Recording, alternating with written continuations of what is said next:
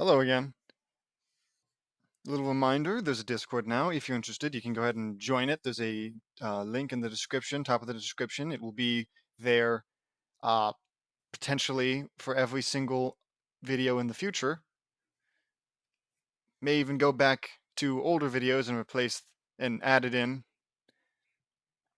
So yeah, I'm in a weirdly good mood, which is, hey, let's see if we can't ruin that mood, hey?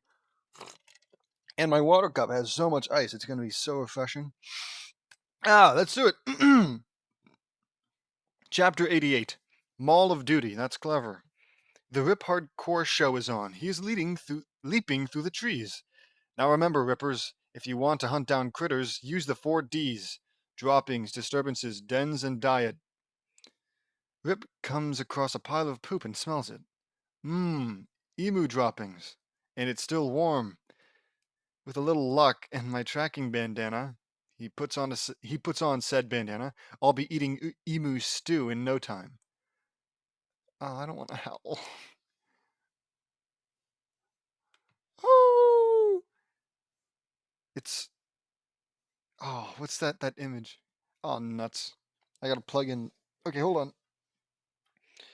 Every time I think of a person howling, I imagine that image of like the humanoid gray wolf with the fedora on. I think he's got a fedora, and he looks like he's in deep thought under a cloudy, dark sky beneath a tree. I don't know. Hold on. Oh, we're wolves, we own the night. There we go. Perfect. It's revealed that Meavery, Lincoln, and Linka, and the younger sisters are watching it. Ew, who is this poop sniffing weirdo? Asks Lola. Rip Hardcore is not a weirdo, Lola. He happens to be the world's leading expert in wilderness survival, says Lincoln, holding up his book and with such a title, and a pretty cool guy to boot. He is a great survivalist, and he knows everything about survival. Oh, it was thanks to him that my family survived being stranded on a remote island 6 years ago. Is this actual James Knudsen lore, or you and your family were stuck on a remote island? Asks Lana. Wow! Exclaims Lainey. Yep, we were on a cruise in Indonesia, and a tsunami capsized our boat. And me, my mom, and dad were stuck there for 7 weeks, and it was a nightmare. I never want to have again. It was thanks to everything I learned from Rip Hardcore that we survived, and the superpowers, which I'm pretty sure you have at least somehow revealed you to have had the entire time, right? Because something to do with space rays, space cosmic radiation. That's what it was. Which I think he said something cosmic radiation when I was a baby.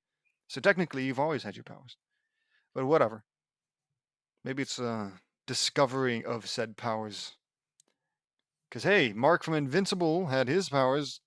He was always half Viltrumite, but he only started, showing his powers when he was, I don't even remember. But you get the point. No kidding. No, wait. Uh, wow, that's incredible, says Linka. That's amazing, says Lincoln. I wouldn't describe somebody's, you know, travesty, disaster scenario, which they just defined as a nightmare, as super amazing and cool and incredible. I'd be more sympathetic, like, oh, that must have been so horrible. Whatever, that is an adventure all on its own, says Lily. No kidding, says Marie. That sounded like an intense challenge, says Lola. I'm glad you're all okay, says Penny. Yeah, me too. Me too, says Anastasia. Thanks, guys, I say. Lynn Jr., let's go. You're late for rugby, says Lynn Sr. Lynn comes down with the stairs in her rugby gear. Think fast, Dad. She chucks her ball at her dad. Awoo! What? Awoo. She runs to the car. Lori, Carol, Lenny, Luna, Gabriella, Luann, hurry up. The school open house started 5 minutes ago. Ugh, these kids. Where are they? Asks Rita. Vanzilla honks, and it's revealed that the aforementioned daughters are already in. Lori waves to her mom. Oh, they're waiting for me, says Rita. Thanks. Why would they? Whatever. Thanks for helping Lincoln Thanks for helping Lincoln take care of the younger kids today, JD. You're really helping us out of a jam, says Lynn Sr. Because I guess, JD has nothing to do but babysit kids all day. Whatever. Now I've lost my spot. It's hopeless. I'll have to stop reading. What a shame. No problem, Mr. Lin. I would help Lincoln watch over everyone here like they are my own, says me. Me too, says Marie. We'll be back by 5. We are proud of you all for being so responsible, says Rita, looking at her watch. The parents leave and a commercial comes on a second later.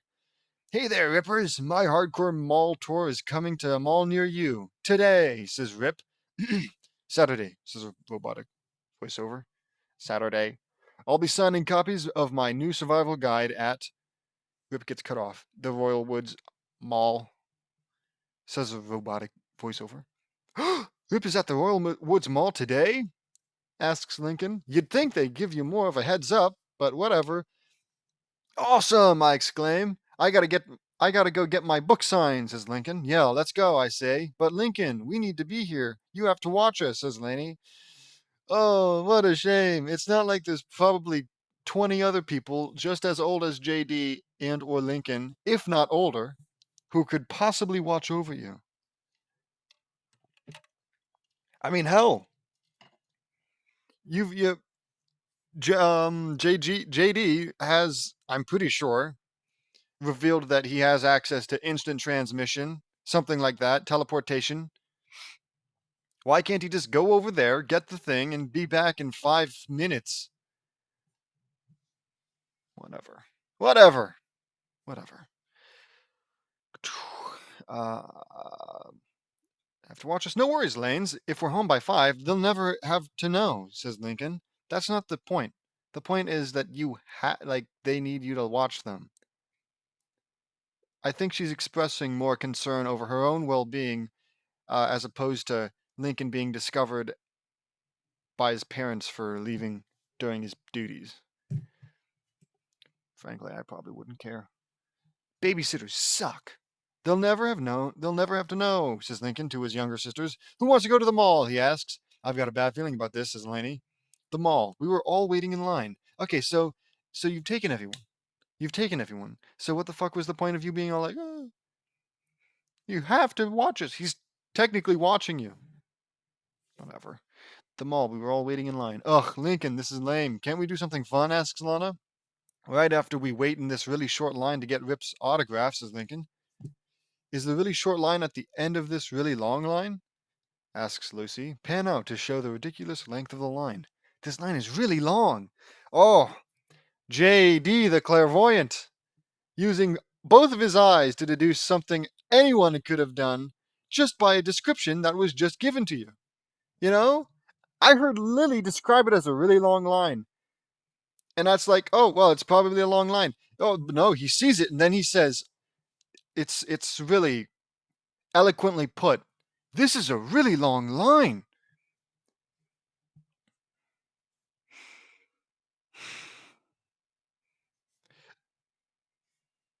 Then again, whatever. Maybe we can do something to pass the time, says Laney. Good thinking, says Marie. How about we play a game? I spy. I'll go first. I spy. Lincoln goes on. Someone who is not keeping his sisters intellectually stimulated, says Lisa. Burn, says Tough Guy. Shut up, I say. Shut up, dude. Shut up. Like, he's not even the one. Why are you getting mad at him? Lisa's the one who said the mean thing. You don't get mad at the hype man for hyping up the guy killing your parents. You get mad at the guy who's killing your parents. I know that's kind of out of nowhere, but like that's you get the picture though. I guess I would still be mad at the hype man. But if I had to choose who to be mad at first, it would absolutely be the person killing my parents. Anyways, Lincoln glares at him. How about 20 questions? Lola, you're first. Person, place, or thing? He asks. Person, says Lola. He covers his baby sister's ears. Alive or dead? He asks. Alive for now, but he's pushing his luck, says Lola, looking at her brother observingly. Lola, that's not very nice, says Marie. Sorry, says Lola. Ah, yep, there it is. Nice little bit of character killing. Just these small little chunks. Okay, says Lincoln, taking out his yo-yo. How about we take a trip around the world, says Lincoln, twirling it around and slipping it right on the tough guy's eye. Oh, sorry, says Lincoln, taking his yo-yo back. Lincoln, you've tortured us long enough. We're leaving, says Lucy. The younger sisters, sans Lily. Of course. Wait, you telling me Laney's leaving too? It's weird. Anyways, sans Lily prepare to leave. No, wait, says Lincoln, stopping them. Flippies for sale. Buy one, get the second one at the exact same price, says Flip. Flip, why can't he ever learn? Asks Laney. Some people are just like that. Oh, you have no idea, James. Lincoln gets to the Flippy stand and gets some for his sisters. Okay. He hands. Okay, says Lincoln, handing two to Lola and Lana. You two get raspberry. He gives two to Lisa and Lily. You two get lime. He gives one to Lucy. You get black grape. He gives one to Laney. So Laney did decide to leave. I was wondering maybe she didn't come. But no, she's there. You get cherry. He gives three to me, Veri, and Anastasia. JD gets blue raspberry, Veri gets blueberry, and Anastasia gets grape. He gives one to Linka. You get orange. Gives one to the big guy, and a lemon flippy for the good-natured gentleman in back of us. Okay. Cool, what a great guy. Thanks, Lincoln. Blue raspberry is my favorite. That's lame. Grape all the way. Or strawberry. Strawberry is just nice. I assume it's like a slushy. Okay, where was I? Thanks, Lincoln. My blueberry is good, says Veri. The guy takes a sip, but this isn't lemon, it's banana, he says. Well, who doesn't love banana? Banana's not bad, asks Lincoln. Tough guy breaks out in hives. People who have banana allergies. Okay. Let's have a dark turn. Let's have this guy die. Sorry, we didn't know, I say. Lincoln, you should have checked, says Veri. Hey, I mean, come on. Sure, maybe. I guess he should have asked if he's got any allergies before giving him the thing. But I feel like the tough guy probably just should have asked, you know? If I'm allergic to banana and then somebody hands me a yellow flavored drink, yellow colored drink, even if they say that it's lemon, I'm going to make absolutely sure that it's lemon. Yeah, I'm going to tell them, oh, because I'm allergic to banana. Maybe they messed something up. Oh, I don't know. It's really just, who cares? I'm getting over. It's unimportant. You should have checked. Sorry, says Lincoln. Don't worry, sir, says Nanny, reaching into her backpack. I think I have an EpiPen in here somewhere. Says Laney, finding three EpiPens. I don't think I have one for banana. Sorry. Then why'd you what? Why'd you write that? Isn't this original? Whatever. Why is she so prepared that she has three EpiPens, but none for banana? I mean, unless of course I don't know. I don't know enough about the Loud siblings, but unless her siblings have allergies and she has them just in case. At which point, why would she bother checking unless she? Because clearly, if she was bringing the EpiPens in case her sisters had an allergic reaction, she would know which, sister needs which EpiPen. Whatever. Like I said, unimportant. Stupid wastes of time. All of it. Both this and my ranting. I got this, Laney, I say, chanting an incantation. Vestigia, Piona, Sarissa. Rainbow light fired from my hands, and it hit the tough guy and cured him. Wow! You know, it would have been really nice. You know how useful that little power you have would have been when it would have been useful? Maybe like 2 chapters back when Lincoln was suffering from chicken pox, and every single person in your family, and then some probably, had to stop everything, leave school, leave their jobs to come take turns helping him. And over the course of a few days, or maybe even a week, he finally gets better. Of course, oh, how could I know? Maybe this is specifically a healing beam for allergies, but one for Diseases and illnesses like chickenpox? Yeah, they don't exist. Be realistic. It's only magic.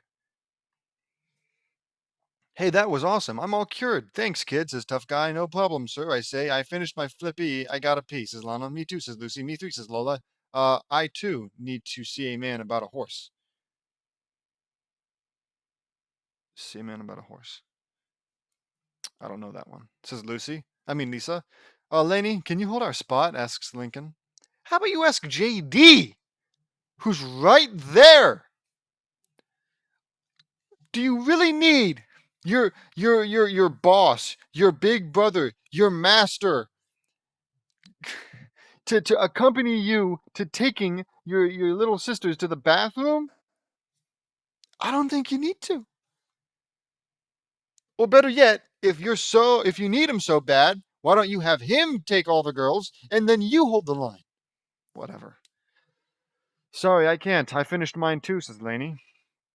Lincoln, says Lincoln, frantically thinking.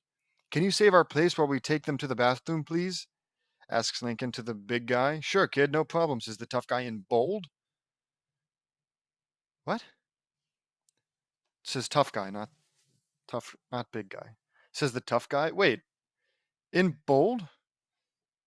So the same guy who went burn and the same guy who got, because in the original episode, did they have an EpiPen for him or something? Because I don't think JD was in the original episode that this is based off of. Probably. So was he cured and or is he just that chill? So impeccably chill that even though he's been even though he's had an allergic reaction, he's still totally cool with saving these kids' spot in the original. It's not important. Obviously, it makes sense for him to hold their spot since you know. Thanks. Let's go, says Lincoln. They all rush to the bathroom. They come back. Thanks again, says Lincoln. No problem, kid, says Tough Guy. I'm really sorry about that, says Lincoln. It's all right, says Tough Guy. Laney gives the Tough Guy a lotion. Here, this should treat the hives. I thought that's what the magic was for. Whatever.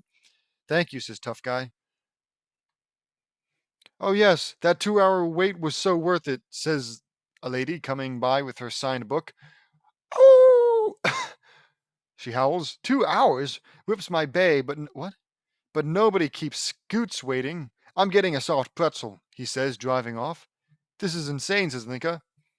I know, I say. I hope we get this done soon, says Vuri. Well, Vuri, you've got a very measurable way of telling how long it'll take. 2 hours. It'll take you 2 hours. The train ride toots its horn, catching Lincoln's attention.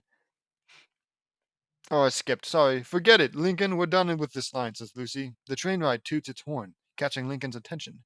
Yes, you are, says Lincoln. The little sisters are now in the train. All aboard, says Lincoln, getting out a quarter. It's my treat. He puts it in the slot, and the ride starts. Lincoln, we're bored, says Lola. I love trains, says Lily, of course. Of course you're bored. You aren't wearing your conductor hat, says Lincoln, warily, giving them each a hat which only Lily likes. Of course. Lily's awesome. Lily's a Mary Sue. This is unsanitary, says Lola. Oh, yes, this makes all the difference, says Lisa, sarcastically. Then let's go for the 20 ride special, says Lincoln, putting all his quarters in the slot, causing it to shake a little. Lincoln, are you sure that it's a good idea to put all those quarters in? Asks Laney. Of course it is, Laney. And besides, you'll be here to watch over them. Later, says Lincoln, running back to the long line. Laney crosses her arms. Oh, wow, you're doing such a great job being responsible, Lincoln, she says sarcastically. She then notices the train getting faster. Okay, so Laney's allowed to be, passive aggressive to Lincoln, but a guy simply says burn. Suddenly he's enemy number one. Whatever. Whoa! Yell all the sisters. Uh-oh. Hang on, guys. Laney holds on to part of the train as it goes faster. I knew this was a bad idea. Okay, stay calm. I'll get you all out of here. Just remain seated while I find the... She then smashes into the meter and everything goes black. Uh-oh. Laney's dead. What a shame. There was absolutely options, Laney. Use your plant powers. I don't know. Tangle up the wheels. Shit like that. Cuts to me, Veri, Lincoln, and Linka in the long line at the big bookstore, and we wait a while till we're next. Yes, we're next. Hang tight, guy. Wait, who's speaking? Yes, we're next. To his sisters, probably Lincoln. Hang tight, guys. I'll be right back, says Lincoln, go to his sisters still on the train as he goes in nervously. How's it going, guys? Asks Rip, getting no response from Lincoln. I see you've got a copy of my book there. Would you like me to sign it? He asks. Still no response. I'll just take that. He takes Lincoln's book and signs it. Your mate, Rip Hardcore. In it and gives it back. Rippin' to meet ya, says Rip. It's a great pleasure to meet you, Rip. Oh, here he goes. I'm JD Knutson, and I am your biggest fan. It was thanks to you that I learned from your survival skills that I was able to help my family survive on an uncharted island for 7 weeks 6 years ago. I say. Rip shakes my hand. Way to go, JD. I'm proud of you. You have the making of a great survivalist. He says, Thanks, Rip, I say. Lincoln scuttles out the bookstore, and we follow him, regaining his nerves, and looks at his watch. Excuse me. Now we just gotta grab our sisters and get home, says Lincoln. I sense a disturbance in the force. That's our great Jedi. Don't think I've forgotten, James. And the ice is already melted. Yeah, I sense it too, says Marie, who I suppose is force sensitive too. Don't know where that came from. Okay, guys, now we can do whatever you, says Lincoln, going back to the train ride. Where'd they go? He says, after seeing the train is gone. The train is gone, I say. Oh, James! I didn't think it could do it again! You know, like I felt that the sheer strain that it would cause your eyes, pointing out how long that line was sure to take the wind out of you. But no, he goes and he does it again. He sees that the train is missing, and what does this master of perception say? The train is missing. Oh, wow. They're going to leave. They're going to go outside, and then he's going to look up, and everyone will be amazed when he points out that the sky is blue. Okay, the train is missing.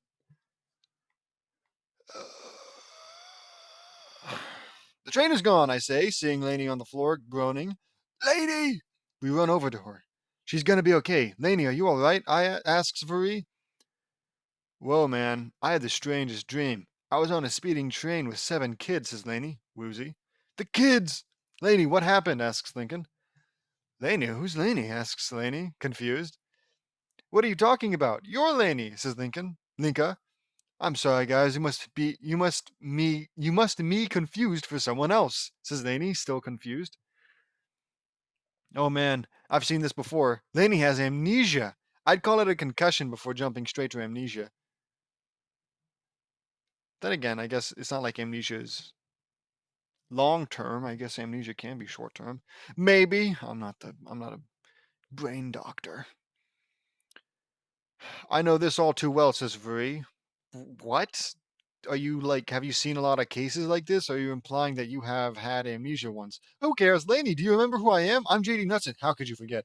You got plant powers because of the Diamond of Gaia in Grand Venture State Parks, I say. Plant powers? How could I have gotten? She remembers and gasps. JD! She hugs me. Kill me now. I remember now. I do have plant powers because of that. And Veri, we met at the park after that, says Lainey. That's right. Ah, good memories. Hey, the kids are missing. Maybe we should wrap this up. That's right, says Veri. Lainey, where are the other siblings? Asks Lincoln. Are you lost or something? Says Lainey, rubbing on her head. Oh, my head. We noticed the big red bruise on her forehead. How about you heal it, JD, with your superpowers, with your super magic incantation? Oops. Or is that too hard? Oh man, that must have really hurt, says I say. That is a nasty bruise, says Veri. You do have amnesia. Oh, what have I done? Says Lincoln. Lincoln's shocked. Okay, no problem. He panics, looking at his watch. We still have an hour and a half to fix this. Okay, Lainey, you have to remember, it's me, Lincoln. This is actually, like, as far as the revamping goes, this actually kind of makes sense. You know? Lainey getting knocked out and It's the type of Loud House cartoon shenanigans that I would expect. It's not perfect, and I hate JD and Vari and a lot of other characters. But hey, this might be one of the better revamps. Now I've lost my spot. You have to remember, it's me, Lincoln, says Lincoln. Lincoln? What kind of parents name their son after some dead president, asks Lainey. And also, this might be the most natural that Lainey, or anyone for that matter, has ever talked. Not like some robot saying, yes, I like that thing you like, and oh, thank you, and oh, you're so cool, you're so awesome. Whatever. Oh, I am so dead, says Lincoln. These things take time, Lincoln. Lainey's memory will recover, says Linka. You're right, Linka. Don't panic, just follow the wheel marks, says Lincoln, keeping calm. Lincoln follows them, but bumps into a janitor who is cleaning the floor with a floor sweeper. How am I ever going to track them down? He asks. That's it, I say, looking in the book. The book that he was here to get signed. Let's see here. How to purify urine, how to build a fire with toenails. How to track animals in the wild. With a little luck. Me I almost said me instead of my. Me tracking bandana in the 4Ds will help your sisters in no time. When did JD get a tracking bandana? I thought, okay, wasn't that Flip's thing? Not Flip. Zip's thing? What's his name? Rip's thing? Zip. Whatever. Sisters? Well, hold on. Hold on. Sisters with an apostrophe. Sisters? It, like, possessive form of sister? Oof. Excuse me. Whatever. Grammar mistake. How embarrassing. Moving on. Sisters? I have sisters, yes, I have sisters, asks Laney. Yes, Laney, 10 of them. All girls, and I'm the only boy, says Lincoln. Only boy? How does that? Laney remembers something and gasps. Lincoln! She hugs him. How sweet. I remember now. I do have a brother. You know how fucking insane it is that you remember JD before you remember Lincoln, your brother? Why is that?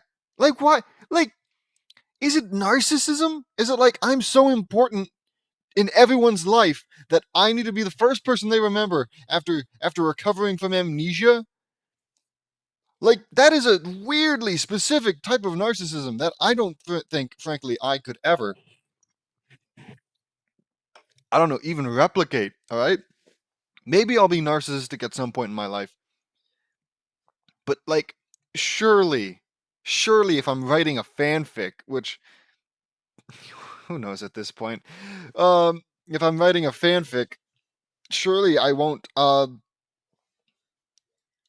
surely I can step out of the limelight for long enough for a character to remember the face of a loved one, a family member, okay, a family member, before they remember my face. Anyways, now I've lost my spot. I remember now. I do have a brother. Yeah, says Lincoln, and I have 10 sisters. She says Laney. Yeah, says Lincoln again, and you're completely irresponsible, says Laney. Yeah, but we're gonna fix this, says Lincoln, less happy. We will help you remember, I say. Lady, do you remember me? My name is Lincoln. Yes, dude. Oh, Christ. Do you not count as one of the 10 sisters?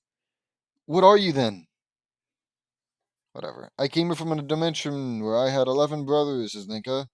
I don't remember seeing. Laney remembers something and gasps. You're joking. Linka, she hugs her. I remember you are my 12th sister. Yeah, we've been over this. What do you mean 12th sister? If you have 10 sisters, Linka would be the 11th. I mean, counting you, she's the 12th, sure, but you wouldn't say that because you're one of the 12. Lainey, you have 11 sisters. Whatever. Um, Also, just gotta point out, she just, she just remembers, gasps, says out their name, hugs them, and then says, I remember, I do have a blank. That's stupid. I'm glad, Lainey, says Linka. I'm so happy. Lincoln howls? Oh, right, because the whole.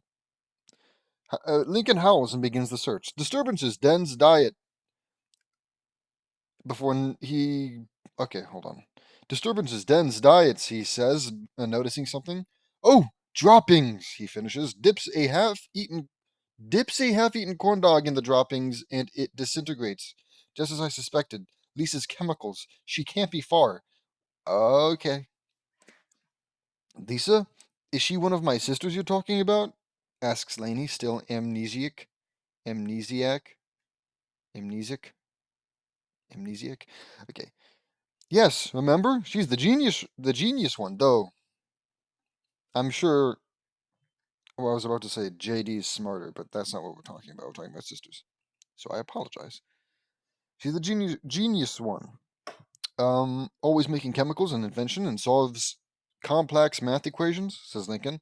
That's right, and she's inventing new things that will benefit all of humanity, says Marie. Wow, she sounds like a university professor. Are you sure she's my sister? 'Cause you're so dumb, Laney. You're such a fucking. Not an unreasonable thing to say. Trust me, says Lincoln. The trail leads us to the appliance store that a ton of people flee in terror screaming, revealing a robot created by none other than Lisa. Greetings, friends, brother, and sisters. The devices in this store were highly inefficient. They only performed one task each, so I combined them into one appliance that can do anything, says Lisa. Awesome robot, I say, completely ignoring the apparent terror that she's causing to the innocent, surrounding innocent bystanders. Ow. I have a burn on my hand, and I'm touching it when I really shouldn't. Anywho. Awesome robot, Lisa, I say. Thank you, says Lisa.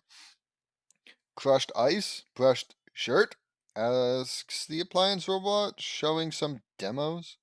Speaking of ice, do you think I can have some? My head is pounding, says Lainey, rubbing her head. Lisa then notices her bruise.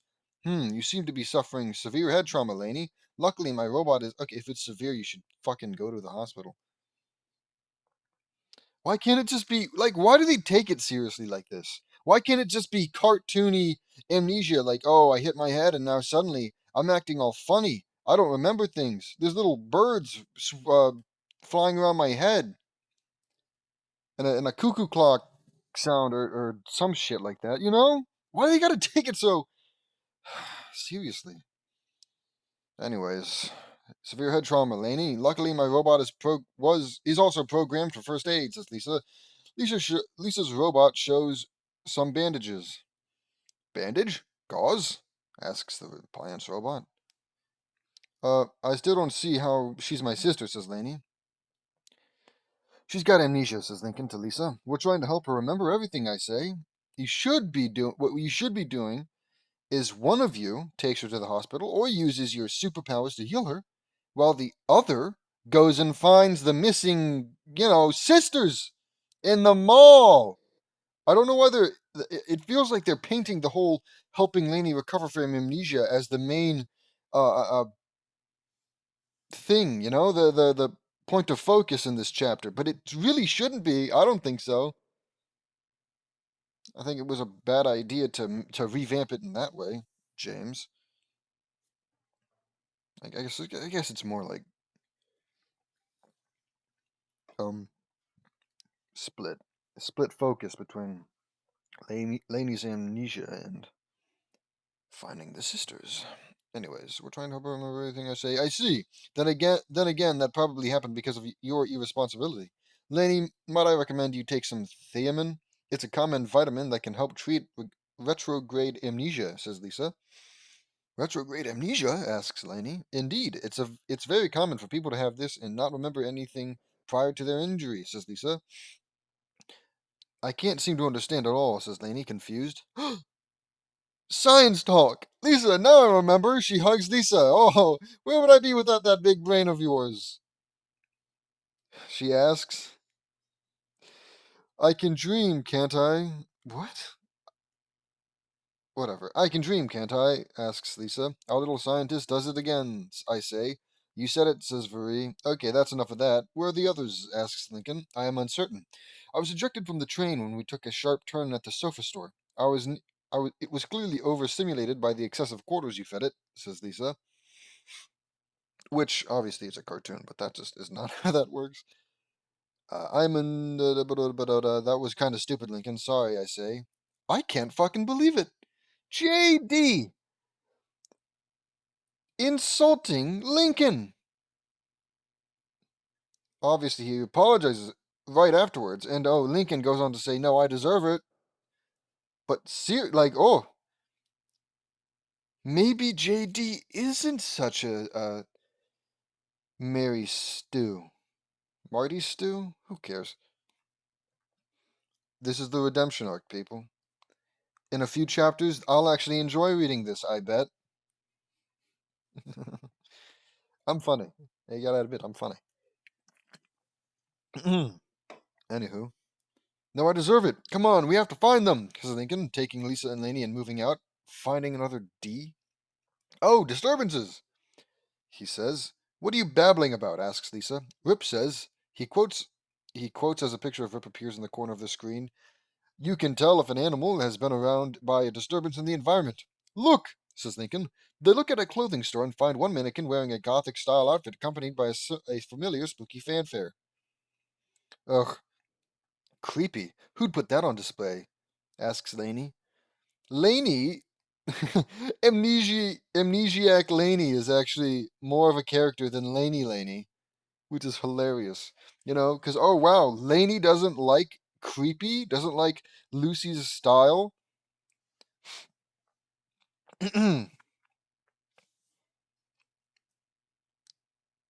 And she isn't, I don't know, just like nice of her to not like something. Because you don't have to like everything about a person, okay? Even if you're best friends with somebody, you're like, it's totally fine if you guys disagree on something, so long as you don't let it ruin that relationship. You can just straight up say, yeah, I find the whole gothic style a little too creepy. But hey, if you like it, that's totally cool. Stuff like that. Whatever. Head, my head hurts. There we go. No, that didn't help. Where was I? Creepy. Who put that on display? Asks Laney. Lucy, says Lincoln and Lisa together. This has Lucy written all over it, I say. Ever the clairvoyant. Yep, says Very. Lucy, asks Laney. Yeah, she's the creepy one, says Lincoln. She's into vampires and everything dark, says Linka. I see that, says Laney. Lucy is giving Flip a fortune. All right, little psychic girl, give me some good news, says Flip. Your business will soon make a big splash, says Lucy, looking into her crystal ball. Sorry, folks, no more fortunes today, says Lincoln, grabbing her. Sweet! A great fortune, and I don't have to pay, says Flip, drinking his Flippy. Flip, you need a big vacation, I say. What a nice thing to say. Laney looks at Lucy oddly. So, you're my sister, huh? She asks. She's got amnesia, says Lincoln to Lucy. Sigh. Of course, we're all victims of memory, constantly fading away like our existences mean nothing more than figments of imagination. Wow, that sounds, says Laney, feeling down. Before realizing again, depressing! Oh, you have no idea how depressing this all is. She hugs Lucy. Lucy, it is you! Feels awkward as Lucy just stares at her. Maybe I should stop with the hugging, says Laney. Perfect, was one step closer to fixing everything. But we still need to find all my sisters, says Lincoln, remembering the important thing that he should be doing. No droppings, no disturbances. He stops. Wait a minute. Den! Rip Square appears again, you can track a creature by finding its natural habitats. Rip gives Lincoln a thumbs up and they notice the Princess Palace.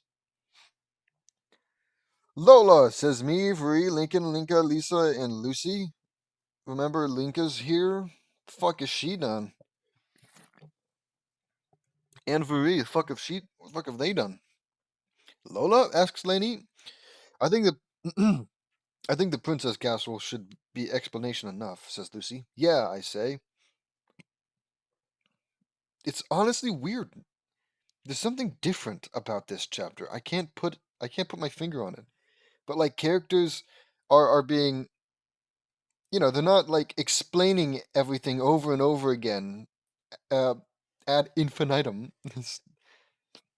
They don't have to say, yeah, Lola, she's the one that loves princess stuff and pink and all that. No. They freaking they're like, oh yeah, the princess castle place, whatever.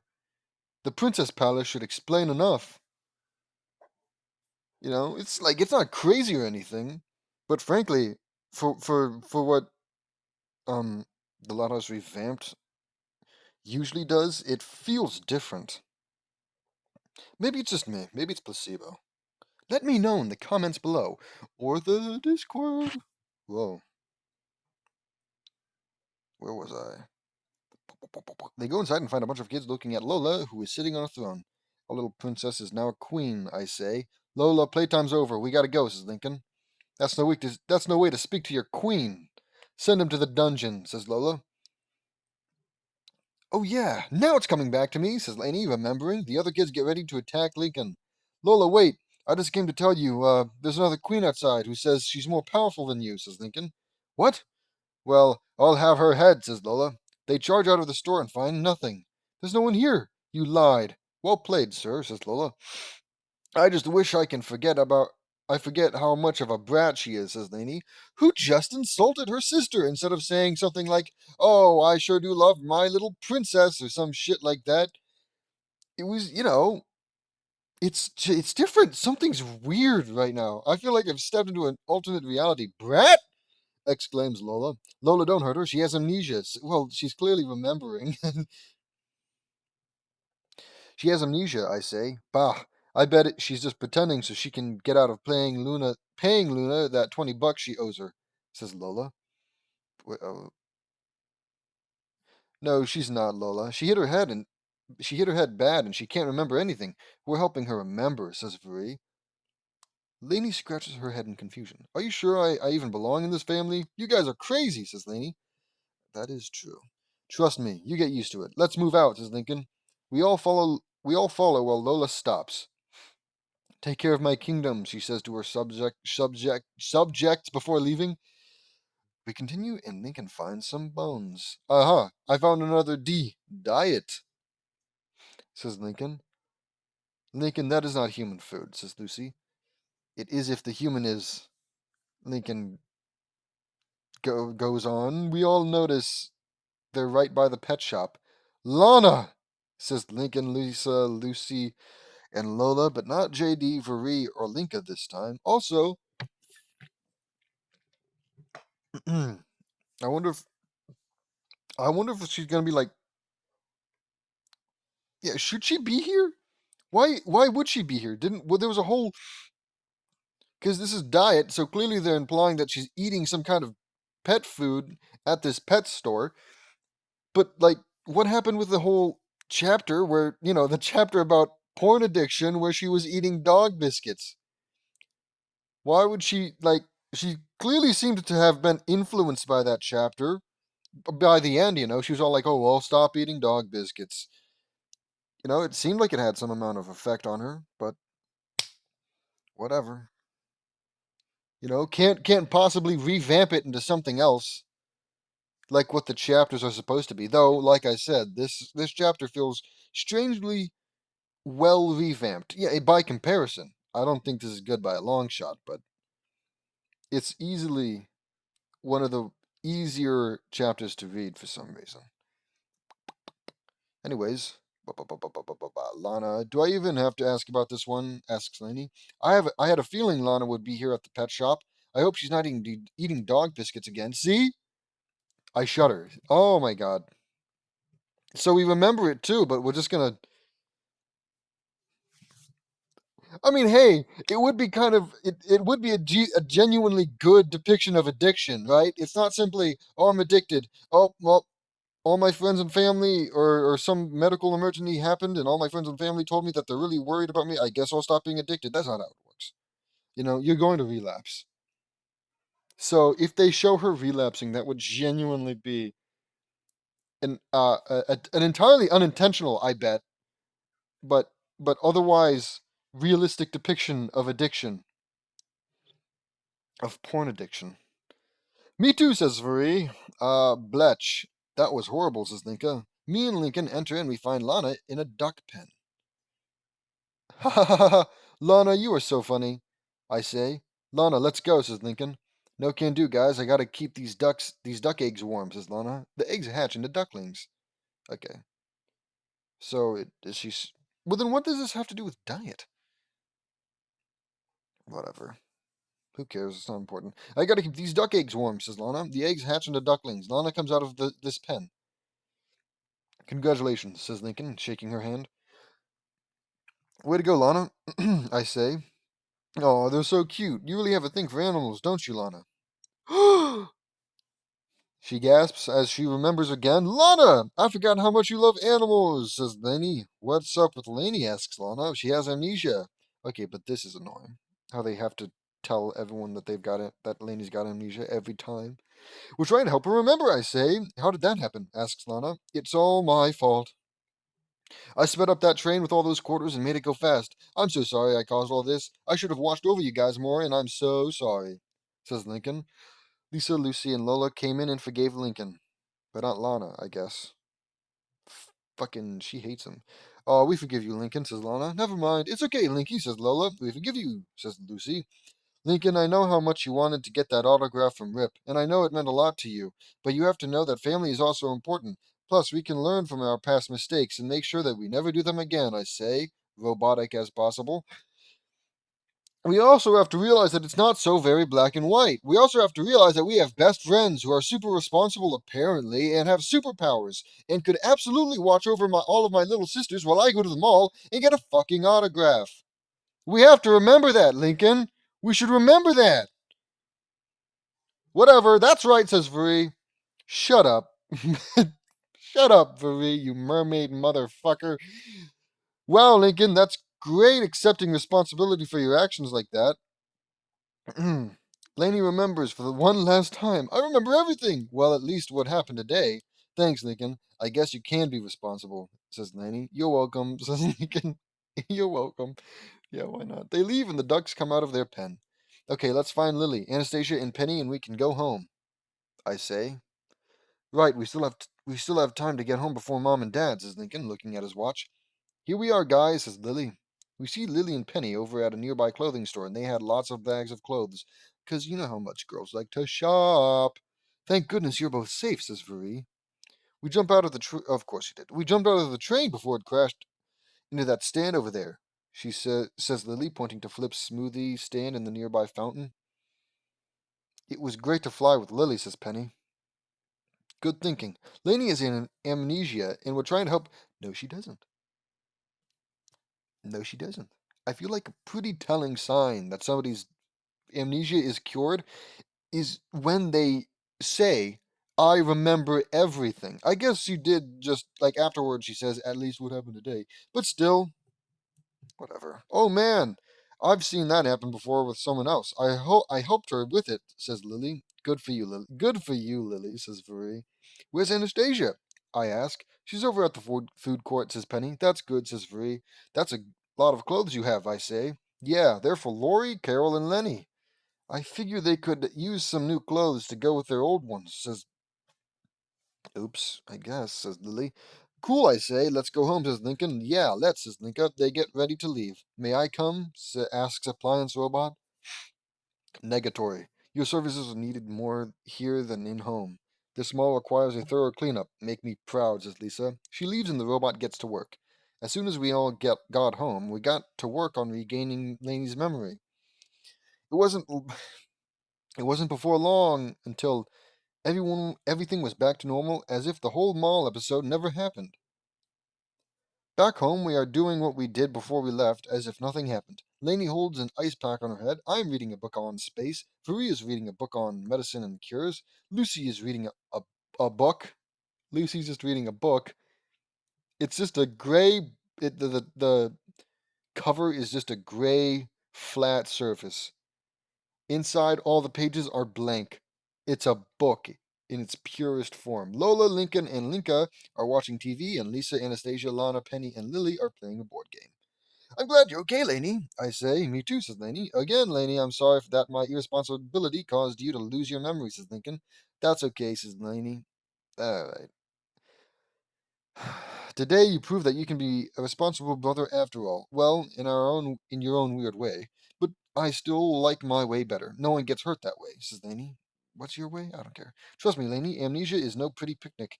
It even happened to me. Oh, here we go. Another JD story. It even happened to me, says JD.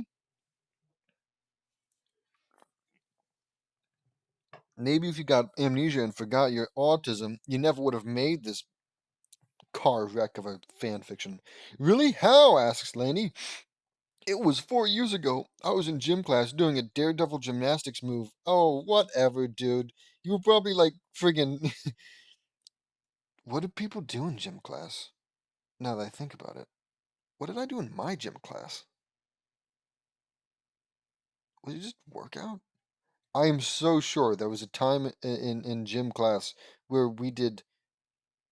What is it? Like that kind of dance workout stuff?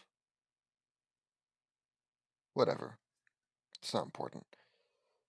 Uh, and I hit my head on a metal bar. I woke up in the hospital and my mom and dad were by my bedside. I couldn't remember anything. I had total amnesia. I couldn't remember who I am, where I came from, where I was, anything.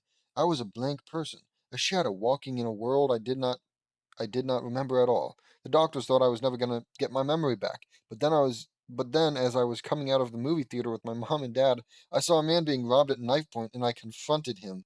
This gave enough time for the man to escape, but the robber punched me in the head. He knocked me down, but surprisingly my memories returned to me and I remembered everything again. I got up and I knocked the robber out and I tied him up and I was back to my old self again. Okay, so it's like 100% a fake story.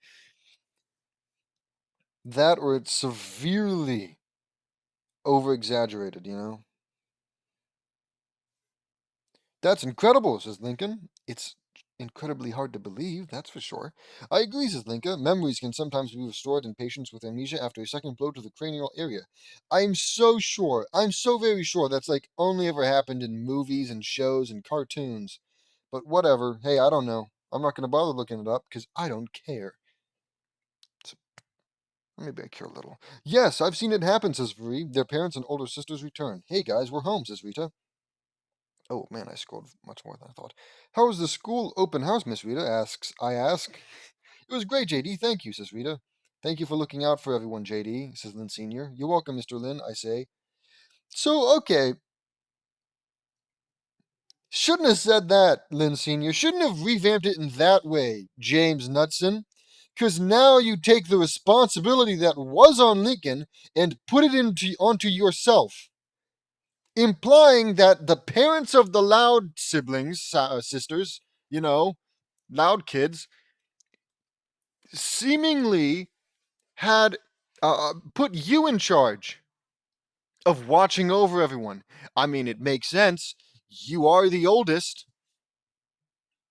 Still very weird that you so commonly hang out with all these kids who are younger than you, but whatever. Um, but now that just means that instead of Lincoln being irresponsible, oh, how could Lincoln abandon his kids, not his kids, his sisters, yeah, and be neglectful while he gets an autograph from. No, that's on you, buddy. All you had to do was say no, Lincoln. You can't go. We can't go to the mall, or say, yeah, sure, Lincoln, go by yourself. I'll stay here and keep everyone safe. You know, watch over everyone. That's all you had to do. That's all you should have done.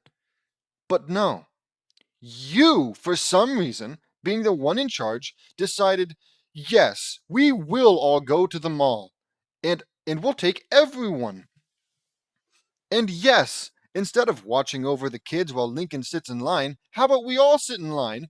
And when Lincoln goes and puts all of his sisters in the train, instead of me saying, "Hey, that's a bad idea. Maybe we shouldn't do that," you just let it fucking happen. Instead of saying, here, no, I'll watch them, you stay in line. I cannot stress enough how easily this all could have been avoided if JD just, did one fraction of a fucking thing other than stand next to Lincoln all damn day and decided, hey, maybe I'm gonna watch over the Loud Sisters because that's what I'm supposed to be fucking doing anyways. We could have not had this whole goddamn kerfuffle. You know? JD could have gotten his autograph. The sisters didn't have to be bored as hell at the mall. They didn't have to get separated. Lainey never would have gotten amnesia. Everyone would have been happy.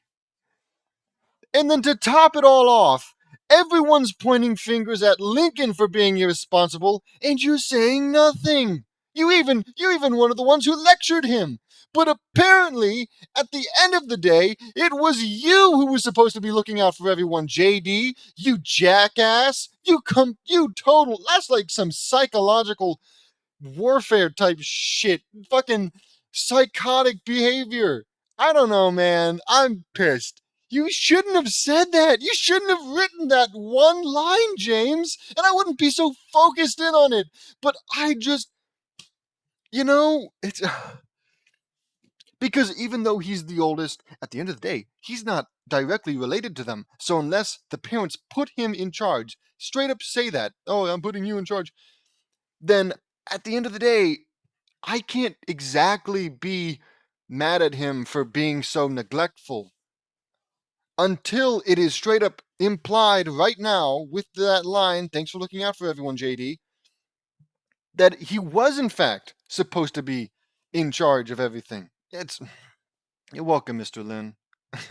I say, after having done effectively nothing, letting all the bad things that happened today happen. We're almost done with this chapter, anywho. We got you something, says Lin Sr. handed me a special necklace that was in the shape of a dragon and it had 3 red stones on it. You got this at a school open house? I don't know what that is, so maybe did some kid charge you $1,000?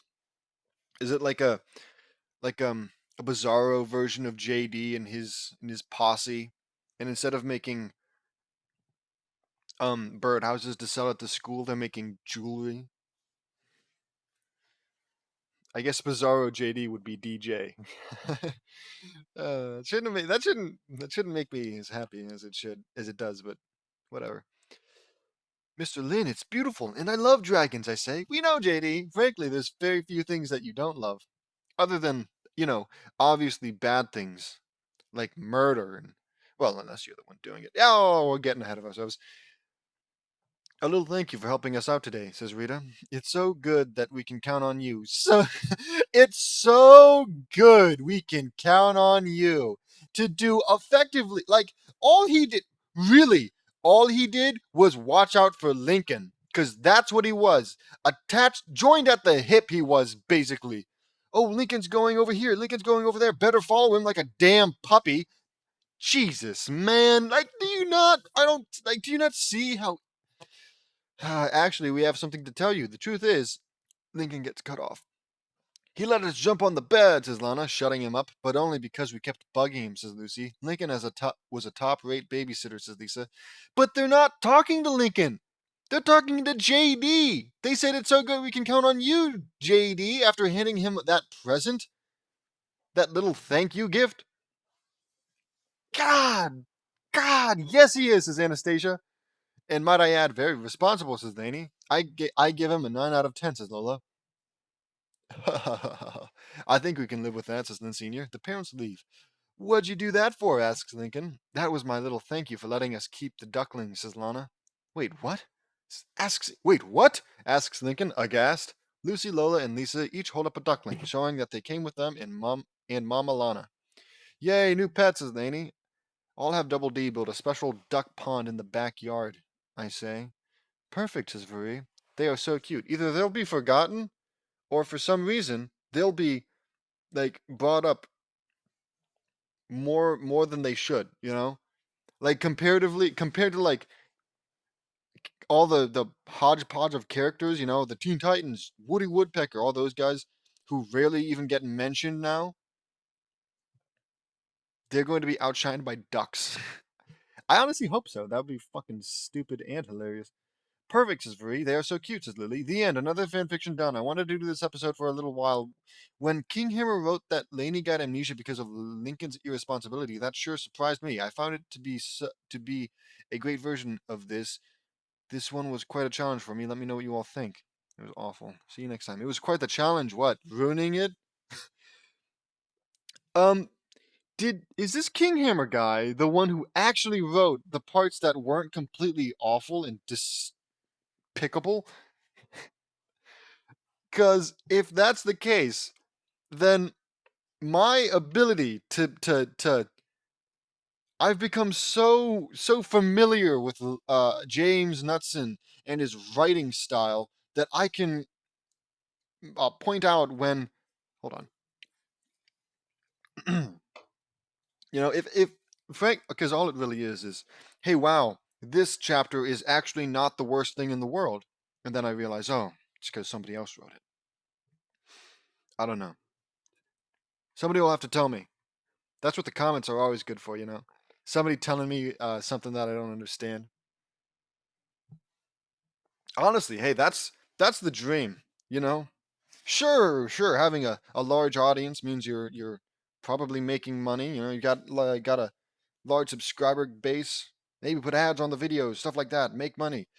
But it's honestly kind of nice. Well, I would assume it would probably be nice to have access to just a lot of people so that, and if I ask them a question, maybe it's a kind of obscure, but there's a non-zero chance at least one person has had that problem and can help me solve it. Or, is informed on something and can inform me about it. Stuff like that. That's the dream. Then I can. Or, if every single subscriber gives me $1, I'll have $665. I've heard that so many times.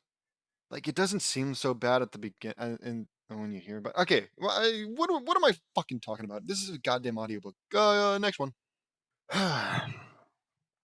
Driving in my car right after a beer. Hey, that bum looked like a deer.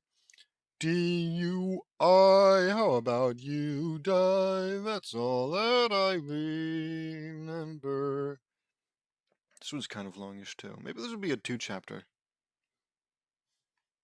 Maybe. Let's see how I'm feeling. Chapter 89, A Town of Ghosts. It starts out with me in my room. I am looking up some news reports on my computer when I spot one in particular. This is unusual. Did I read the chapter title? I said chapter 89, but did I read A Town of Ghosts? Well, now I did. Anyways, this is unusual. Vlad Masters, an outcast.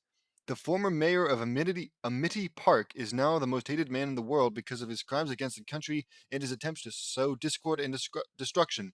New evidence points that he had acquired all his wealth and fortune with his ghost powers. Ghost powers? That's unusual. I guess. Vlad Masters is now wanted for all of his crimes and a bounty of $750 billion. $750 billion. I'm sorry.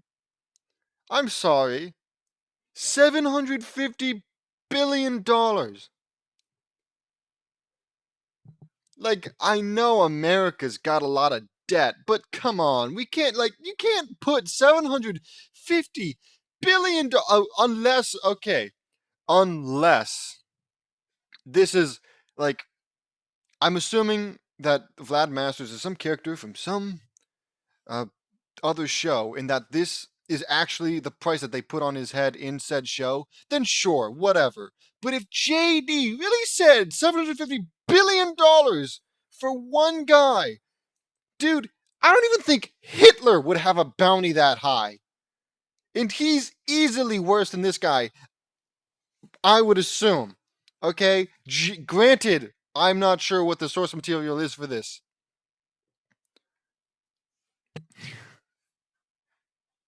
What would what would Hitler's bounty be?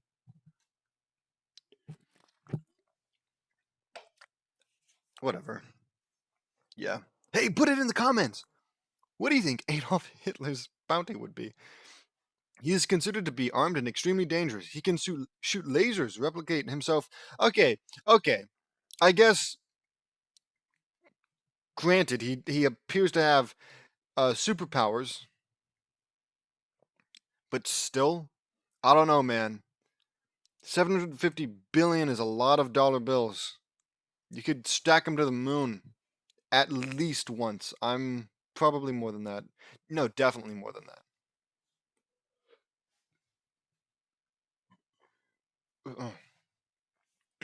Excuse me. He can shoot lasers, replicate himself, form shields, go intangible, fly, and is believed to have many powers. Well, considering you just listed a bunch, I believe he does. He is the most dangerous enemy of world famous hero Daniel. So it's Danny Phantom. This is what this is? Danny Phantom. All right, somebody tell me if in Danny Phantom, Vlad Masters has at some point in time a $750 billion bounty put on his head. Also, the power of being intangible just kind of sounds like you're invincible. I mean, maybe psychic powers. I guess that would be an intangibility. AKA Danny Phantom, and has been known to be charismatic, charming, and a master manipulator. Lucy would like this. Lucy would like this. What? Cause he's a what?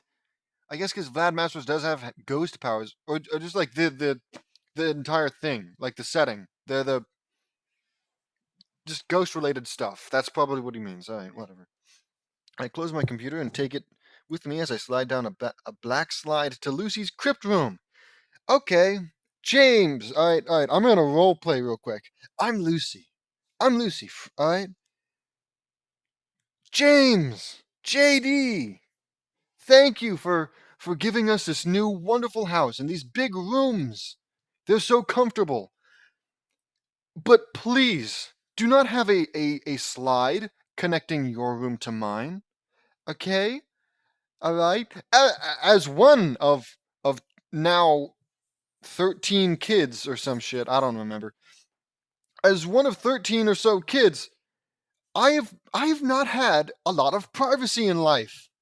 So, if at all possible, I would maybe like to not have a slide connecting your. Like, does he have that for every single sister?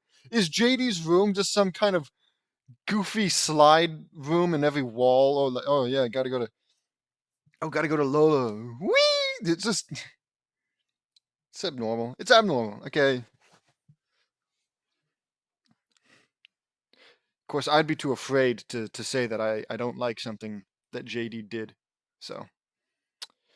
Anyways, black slide to Lucy's crypt room. I have slides set up for each of the Loud siblings in each of their favorite colors. How considerate. They go into their room. I imagined one for each sibling. I imagined I arrive in Lucy's room and knock on her coffin. Yes, asks Lucy. Sorry to bother you, Lucy, but I want to ask you something, I say. Lucy opened the coffin and rose up like Dracula. What's up, JD, my second brother, asks Lucy. I bet he just loves that. Have you ever heard of a man named Vlad Masters? I ask. Lucy became angry. Oh no! Where did you hear that name? She demands. I found it on a news report on my laptop and I wanted to see if you know about him. Here. I open my laptop and Lucy looks at what I found. Out. Gasp. I'm glad Vlad is now an ostracized monster, says Lucy. It sounds like you have a personal vendetta against him, I say. Yes, I do. It was before you came here, JD. When I got word about Vlad's dictatorship, I made it my mission to hunt him down and destroy him by any means necessary.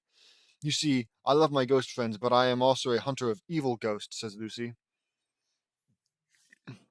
Am I crazy?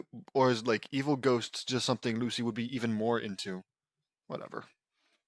You're a ghost hunter, I ask? Feels like this is something you would know by now, James. Whatever. Yes, come with me, says Lucy. Lucy led me to a wall and she opened a hidden panel. Okay, but who's doing that? I guess Grant and Lisa could probably do it. She's so smart. Otherwise, JD like straight up put this in Lucy's room for her. And I guess Maybe it was magic then, because that's isn't that how the nuts in the state and the loud house were fused? Just like zapped it together or some shit.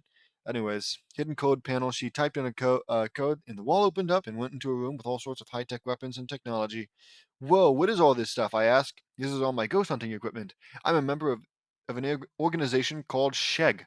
SHEG? I ask. It stands for Society of Hunters of Evil Ghosts. Okay. I'm gonna sheg my pants.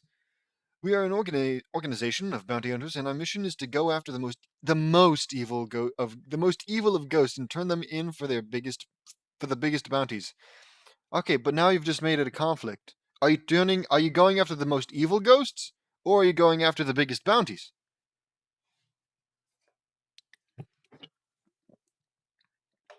You know, because I could believe that somewhat. Now, who cares?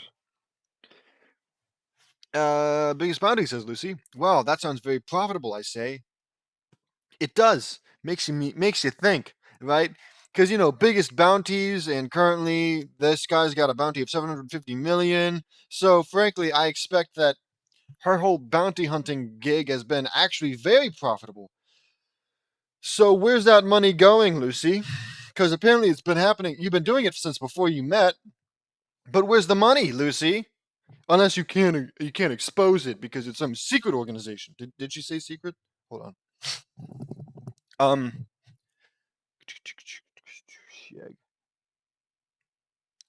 This is organization, not secret organization. So yeah, I mean, you don't imply that this is some kind of secret. I guess you and JD never actually talk, and maybe you'd have. Wasn't there another ghost? Wasn't there like the whole paranormal activity chapter where that like she probably should have been involved in that if she was apparently a part of this organization the whole time? Fucking stupid, man. But like I was saying, okay, biggest bounties sounds profitable. JD even said profitable. All right, and so far, $750 billion is the current is the bounty for that guy. That seems pretty high. Maybe it is the biggest. But if that's as high as it can, if that's as high as it can go, it's not impossible to believe that there have been bounties in the past that are even just $1 million. Because even $1 million is amazing money. I mean, maybe they split it or some shit with the organization. I don't know. Just my point is, right? The Loud House could have been upgraded many, many moons ago if Lucy had just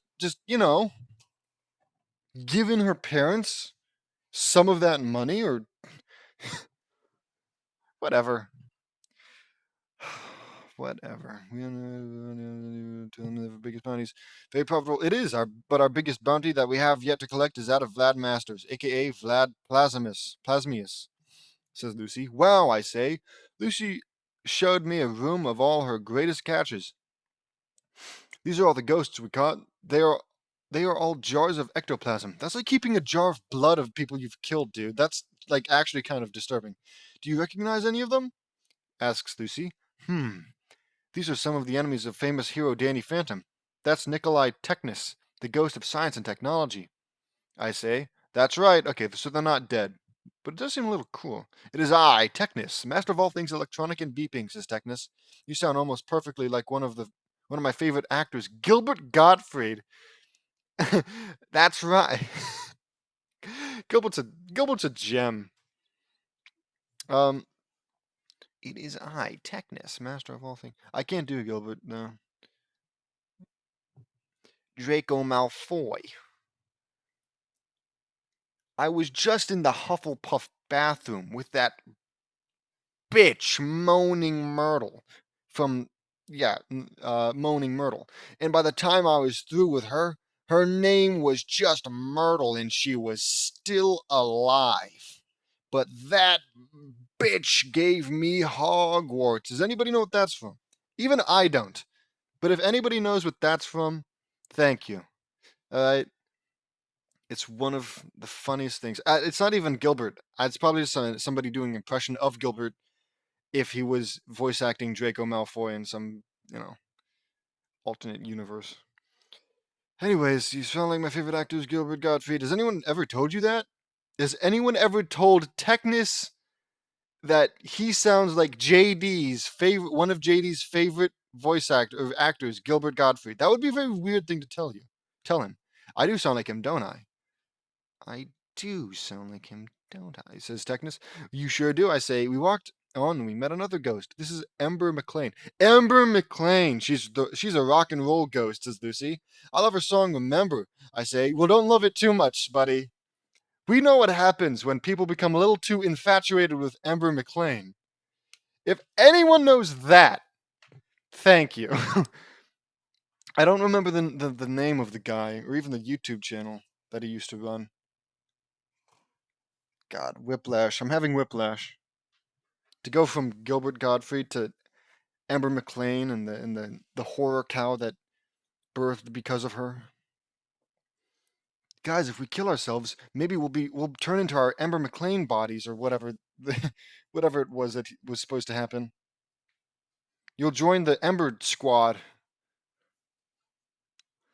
I'm glad I have a fan, says Ember. I also heard that you died in a tragic house fire in the 1970s and became a ghost. Is that what happened? I say. Yes, I was supposed to go on a date with a boy to the movies, but he never came, and I went home so exhausted and died in that fire, says Ember. That's horrible. That was over 40 years ago, and I'm very sorry that happened to you, I say. Thanks for your sympathy. Aren't these like the most evil? Because Lucy said we go after the most evil ghosts, and here you are being all buddy sympathetic with them. Thanks for your sympathy. I was an unpopular high school girl that dreamed of becoming a rock star, says Ember. That's a big dream. Luna wants to be a rock star like her idol, Mick Swagger. And she has lots of great songs, I say. That's what I've heard. She has really great talent. I wish I could join her band, says Ember. Maybe you can. Oh, good. If Ember McLean manages to become a permanent member of Team Loud Phoenix Storm, I'm just going to fucking lose it, man. Okay. Maybe you can. What happened to you should have never happened at all. Lucy, what do you think? I ask. I think she's perfect for Luna, says Lucy. All right, I say. I take the jar Ember was in and smash it, and she rematerialized. Ember McLean, I say. That's right, I'm back, says Ember. Here, I say. I put my hand on her head, and a binding white light enveloped the room, and when it faded, Ember was fully resurrected. Fantastic! I'm alive again, says Ember, hugging me. Thank you, JD. You're welcome, Ember. I discovered that I have the power to bring the dead back to life. I found this out when I was helping Lincoln and Linka with their school project, I say. That is wicked. What year is it now? Asks Ember. It's 2017 and a lot has changed since when you died, I say. Oh my crying out loud, man. I think it's like some cruel joke on the universe. What about Technus? Huh? Doesn't he get a second shot? All right, because at the end of the day, sure, what happened to Ember was bad, but she was going to do bad things, and that's probably why she got hunted down and jarred or whatever Lucy does. Ugh. Ugh. And it's also weird, right? Because like I'm reading about how Ember hugs JD. It's like there's no way a similar thing to the first to whatever happened to that one guy will happen again, right? And obviously not. Otherwise, I don't think we'd have gotten this many chapters of the Lighthouse Revamped. Thank God. Anywho, what years? No, I know, Lucy. I'm so sorry I caused a lot of hurt. I want to redeem myself, says Ember. Hey, how about you let Technus redeem himself? Or is he not hot enough, JD? Is he not cool enough? I mean, Technus is a cool ass name, I think. Okay. I want to redeem myself, says Ember. It's okay, Ember. I'm glad you're on the path to redemption. I'm also glad we made this decision with like little thought. Because, frankly, it feels like the easiest way to destroy Team Loud Phoenix Storm is to just fucking lie to them, right? Because they don't seem too bright. I could walk up to them, lie to them, hey, I'm sorry, I want to redeem myself. Is there anything I can do? Then they let me join Team Loud Phoenix Storm, and then I start destroying them from the inside, as if that would work. I just have to wait long enough to get my powers from the, I don't know, god of death, and then boom. Zibalba. Oh, that's so niche. I'm so niche. Okay. It's okay. I'm glad you're on the better option. Let's see more ghosts, I say. We walk some more, and Lucy reveals a small jar. Why is this jar so small? I ask. This ghost is young blood. He's a kid ghost, says Lucy. That's right, says the young blood. We're probably going to bring this one back, too. Yeah, come on, a kid ghost. Are you one of those people that was killed in the Amityville murders? I ask. How did you know that? Asks Youngblood. I just guessed. Wow, fantastic guess, James. Actually, there's a lot of kids that were killed over the centuries and their murders have never been solved. That's a weird thing to bring up. I mean, it's true, I'm sure, but I don't know. I don't think that's what we were talking about. That's true, and yes, I was killed by my brother. He killed my entire family, says Youngblood. Is this actually what happened in Danny Phantom? I don't remember it being that dark. I mean, I didn't watch that much, but whatever. That's awful. It was back on November 13th, 1974. Robert DeFeo Jr. killed his whole family because of drug abuse. It drove him crazy. His crimes were unforgivable. He's now spending the rest of his life in prison. All his appeals and parole hearings were denied. I say, of course. I heard about that. Oh, Ember's still here. That was awful. That was 2 years before I died, says Ember. Good. I hope he burns in the netherworld, but he's still my brother and I love him, says Youngblood. I agree with you, and I'm very sorry he killed you. I'm very sorry he killed you. Are you the youngest sibling, John Matthew DeFeo? I ask. Yes, I am, says Youngblood. Weren't you 9 years old when you died? Asks Ember. Yes, I was a hyper kid. I love playing chess. Dress up. I love playing dress up. I like pirates, cowboys, you name it, says Youngblood. I can believe it. You have quite an adventurous imagination, I say. Sure, yeah. Dressing up as cowboys and pirates just screams adventurous imagination. Give me some Legos, all right? And I'll show you adventurous imagination. I'll show you stupid child imagination, stupid brain child, dumb, idiot, smelly child imagination. That's true, says Youngblood. Some ghosts are not evil. Then why'd you jar him, Lucy? There are lots of ghosts that have helped Danny in the past, like Princess Dorothea. We call her Dora. I've heard about her. She wears a strange amulet that turns you into a dragon when you get angry. I say, that's correct, and her brother Prince Aragon is a ruthless monster, says Lucy. Whoa, and I love dragons, and over the Whoa, and I love dragons, and over the centuries they've been viewed as evil, ruthless, bloodthirsty monsters. And Prince Aragon takes evil to a whole new level. But the real question is, how do you kill a ghost like Vlad Plasmius without killing Vlad Masters? Oh, is it like a possession stuff type stuff? Um, aren't they? I don't think dragons like sure they are viewed as evil and all that, but like the alternative would probably be greedy, right?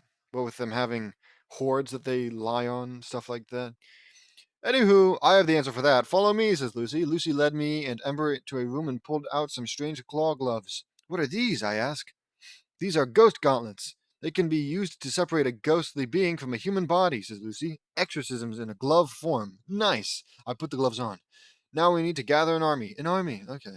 Yeah, because surely this guy's going to be the biggest threat we've seen so far. I mean, he certainly has enough powers to kind of be more of a threat than, oh, I don't know, the Canker Sisters. Whatever. Over the next 18 hours, we gathered up an army of ghosts. We called Princess Dorothea, Frostbite, Danny Phantom, of course, Tucker Foley, Sam Manson, Daniela Danny Fenton, Valerie Gray, Jazz Fenton, Cujo and Wolf, Veri, Eileen, Haiku, Lincoln, and Linka, Lainey, Lana, and Shannon wanted to join too. So Plasmius has come back, huh? Asks Danny. Yep, it's time to take him down once and for all, I say. It's truly an honor to help you, JD, says Tucker. Same here, says Sam. I'm glad to help too, says Danny, with an eye. Who the hell is Danny Phantom? Not Danny with a Y, Danny with an I. Daniela Phantom. Is that his sister? I don't think it's his mother. Whatever. Oh, crap. I was gonna say something. Oh, whatever. Right, right. I was gonna point out how, like, it's just strange that, the Danny Phantom universe exists in this one, but, oh, we'll wanna go to the what is it? The Littlest Rescuers or whatever? Gotta use the simulator. Though that may have just been a teleportation simulation type thing, where they just teleported to Louisiana or wherever it took place and helped those guys out. I don't know. Best not to think about it. Best not to think about any of this, actually. I know, says I'm glad to help you, says Danny. I know. Danny with an I. I'm gonna have to say Danny with an I now. Because Danny and Danny, you should say Daniela, you jackass. Now I have to say Danny with an I. And whatever. If I say Danny, it's Danny. If I say Danny with an I, then obviously it's Danny with an I. I was gonna say, yeah, if I say Danny, it's Danny Phantom. Maybe I should say Danny Phantom and Danny Fenton. No, because whatever. I'll just do the Danny with an I thing. Okay. This is gonna be awesome, says Lana. Plasmius will pay for everything he's done, and more 10 times over, says Danny. He's plagued this world for far too long, I say. We don't even know where he is, says Laney. Actually, I do. Actually, I do. I can sense him all the way in Colorado, my old home, I say. I can feel it, too, says Haiku, somehow, for some reason. Did he get... Yeah, I think he was probably one of the guys who got powers in, like, the big Power Palooza dance chapter. Let's get him, team, says Dora. Team Loud Phantom Storm, they should call themselves. Team Loud Phantom Storm. Yeah, let's, says Jazz, who I've already forgotten who he is. Probably yeah, he's one of the guys that was recruited. The Army of Ghosts. Yeah, let's. Hey, how about you do like a nice thing? Since these are all apparently nice ghosts, JD, how about you bring them back to life? Or does Ember only get that? Because, I don't know, you probably find her the most attractive. Or maybe somehow she's the coolest, and lame ghosts deserve to be dead. Or whatever. This is going to be awesome. Maybe he will Yeah, maybe he will. We don't know. There's still a chapter left. Excuse me. Yeah, that says Jazz. This is going to be awesome, says Ember, who I swear somebody already said that. Yes. Nifaru que monstro salajo, says Wolf. Maybe it's supposed to be Wolf, because that WU makes me think Wolf. He said, yes, let's make that monster pay, I say. James Knutson absolutely plugged that into Google Translate. But he probably wants us all to think he's super duper quadrilingual and knows all these cool languages. I didn't know you understood Esperanto, says Danny. It's an auxiliary language. I studied it in the library, I say. What? What do you mean you studied it? What? Like, maybe if you said, oh yeah, I got a book from the library and studied that, but like, are you... Because the only thing I can think of is either he regularly goes to the library for hours at a time to help to like learn this language, which sure, it's not the most impossible thing in the world. I don't know why you wouldn't just check out some books instead of staying at the library. Or he just went there once and wouldn't surprise me. Oh yeah, I sat down for like half an hour. Now I can speak Esperanto. Stupid. I studied in the library. We're with you all the way, JD, says Valerie. Not Valerie. Valerie. This is going to be awesome, says Valerie. Yeah, I want to put my powers to the test, says Eileen. Then go in the simulator, you dipshit. Okay, Operation Get Vlad Master / Plasmius is a go, says Lincoln. How? Come on, man. Lincoln's thing is his super long operation names, and then your thing is to make them shorter. All right, it's not clever. It's not even that funny. But don't just drop it out of nowhere. It's a part of his character. And if you started doing, and if you like, because you've been consistently shortening them, it's now a part of your character. So why wouldn't you just? Here, I'll do it now. Operation Find Vlad. What is his name? Vlad Plasmius, and separate him from his human host, Vlad Masters, and turn in the bounty for $750 billion is a go. And then I'm not going to think of some clever name for it because I've already I've already done more than James has, so hey, I'm happy. Yeah, let's get him, says Linka. I'm going go, says Danny. Danny transformed into Danny Phantom, and Danny with an eye did the same as well. Is Danny with an eye female Danny Phantom? Or does Danny Phantom have a sister named Danny who is also got ghost powers? I don't know. Tell me in the comments below. Awesome, I exclaimed. Outside, Dora became a dragon, and Wolf, Cujo, and Sam and Tucker got on. Can't ghosts fly? Whatever. Let's roll, I say. We all flew out to Colorado instead of teleporting. 2 hours later, we were over in the San Juan Mountains near Telluride. I always wanted to see Telluride. It's beautiful. But you've lived in Colorado and haven't seen. Feels like something you would have done, JD. Feels like something you would have bragged about for some reason. It sure is, I says Lincoln. My bad. We'll sightsee later, I say. We arrive at Vlad's beautiful mansion near Montrose. There's a world where James Knudsen JD didn't actually sense him, sense Vlad Plasmius, and instead he just like, well, he's probably in his big fucking mansion, so I'm gonna take a shot in the dark and go there. Whatever. Beautiful mansion near Montrose. Wow, Vlad sure has a nice house. Too bad he's a monster that belongs in jail.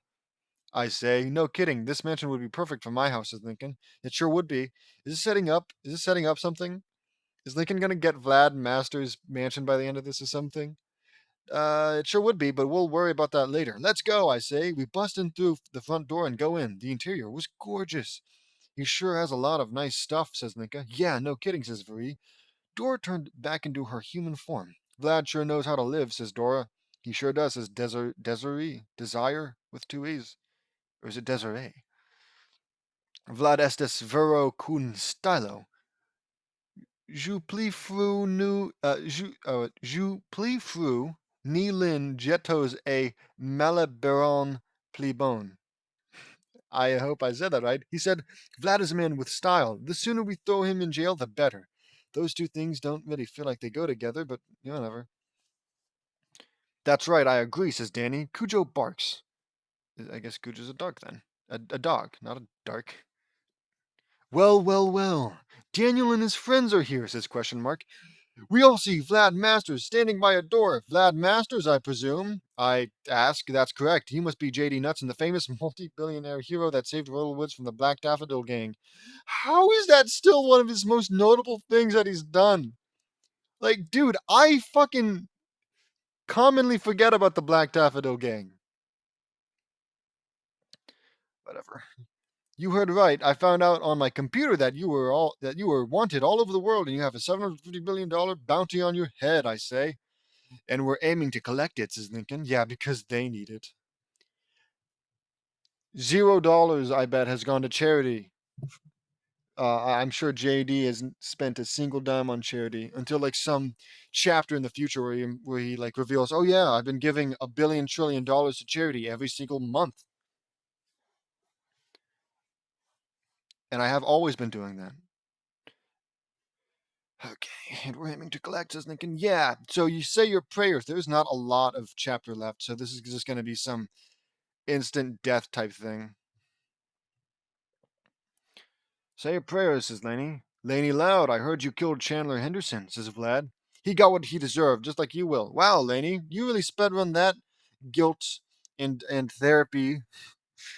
You know? Didn't even last a chapter, I bet.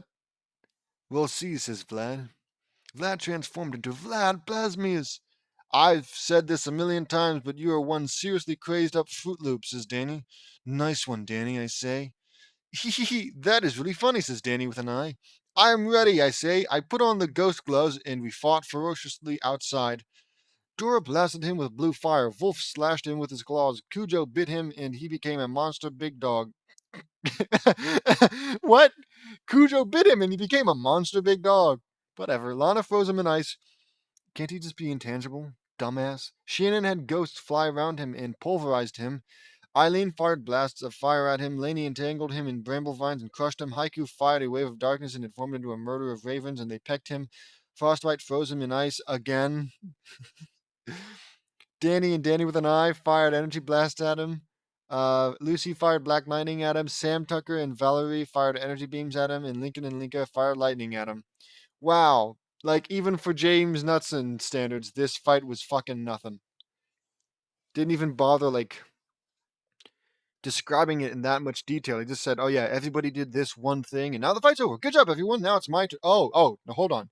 Now it's JD's turn. I plunge the gloves into Vlad and rip out. Okay, well, never mind.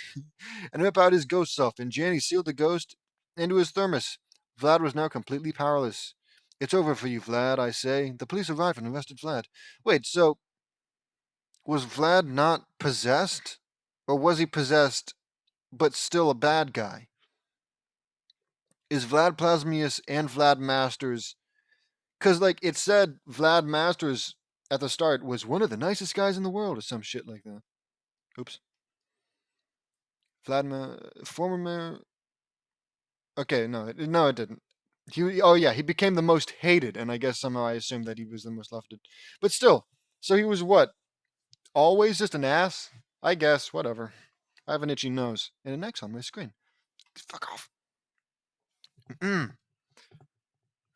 police arrived and arrested Vlad. I beamed Vlad's mansion to Royal Woods and merged our houses together. Oh yeah, because that's necessary. The houses are now a massive super mansion. Wow! Vlad Masters was found guilty of numerous counts of fraud, theft, and robbery. He was sentenced to 753. I'm going to read it slower. Just so you guys can hear me well. He was sentenced to 753,762 years in prison without parole and was ordered to pay $4 trillion in restitution. The 750 billion $4 trillion in restitution. The $750 billion bounty was given to the Nuts and Loud Anderson estate and was extended, and we expanded the mansion and made it much bigger. You mean the massive super mansion that it just became has become even bigger? And at this point, right, 753,760, just give him the death sentence. At this point, just fucking do it. Besides, if I was given that many years of prison, why the fuck would I even bother paying even a penny of the $4 trillion in restitution? I mean, I don't know how it works being in prison and having to pay restitution. Maybe just like maybe the government seizes assets and pays the people who he pays the restitution. I don't know. Somebody explain in the comments below. But yeah, if it's something like I had to do willingly, well, guess what, buddy? You put me in jail for long enough that I'll get to see the goddamn sun expand and kill everyone on Earth. Probably not, but like still. He'll probably be in prison by the time the human race. I mean, if he was immortal, he'd be in prison by the time the human race just up and went extinct. Whatever, much bigger. Danny with an I, Sam, Tucker, Valeria, and the crew now live in the crew. You mean everyone else you didn't mention? Or who is the crew? If the crew is everyone you mentioned, then why'd you bother? You should have just said Danny and the crew. Ah, kill me. Now live in one of the guest houses. Ember and Luna became best friends. Sam was happy to meet her. Luna became infatuated with Ember and started imagining a squad, a team of Embers, and so on and so forth. I'd have to like rewatch the video that went over the whole Ember, the ghost drama, horror cow related guy. Wolf was now free from having to go back to Walker's prison, and Dora was now free from her brother. Frostbite went back to his people. Cujo lives with Danny, Sam and Danny with an I, and Valeria moved her father out of that apartment into a bigger house in Royal Woods. None of them are alive, though? Or are they all like Danny, where they are humans who can turn into ghost form, but I don't think they are, so I'm just going to assume that they're just ghosts. The end, another fanfiction done. I wanted to do a Danny Phantom episode. I watched Danny Phantom, and it was awesome. Is he going to say that it's one of his favorites? I hope so. I liked all the episodes, and it was hard to choose just one. But I liked Urban Jungle the most. Quite frankly, I despised Vlad Masters, and he is pure, and he's evil in his purest form. Yes, greed. He's greedy. That's evil in its purest form. He's super greedy, or I think. I mean, as far as I could tell, what he was found guilty on counts of fraud, theft, and robbery. That's great. That's the worst. Oh, millions and billions of rapists and pedophiles and murderers in the world, but the guy, the rich guy who's committed fraud and theft and robbery. Oh, evil in its purest form. He's not a good guy by any means, but seriously, like, come on. You even talked about that one guy who murdered his entire family and his youngest brother. But I guess he's somehow better than the rich guy who stole. What a meanie. Okay, whatever. And evil is pure. You should never have had all those powers to begin with. Martin Mull did a fantastic job voicing him from 2004 to 2007, and I'm glad we defeated Vlad in my story. Oh, as if any other thing could have possibly happened. Let me know what you all think. Hated it. See you next time. Danny Phantom is owned by Butch Hartman and Nickelodeon. Wow. Okay. I think this one could have been shortish. I'm only doing these 2 chapters. I think it probably could have been short-ish if I didn't spend an extra 50 minutes yelling at James Knutson and his horrible writing decisions. But yeah, join the Discord, like and subscribe. Bye. Bye bye.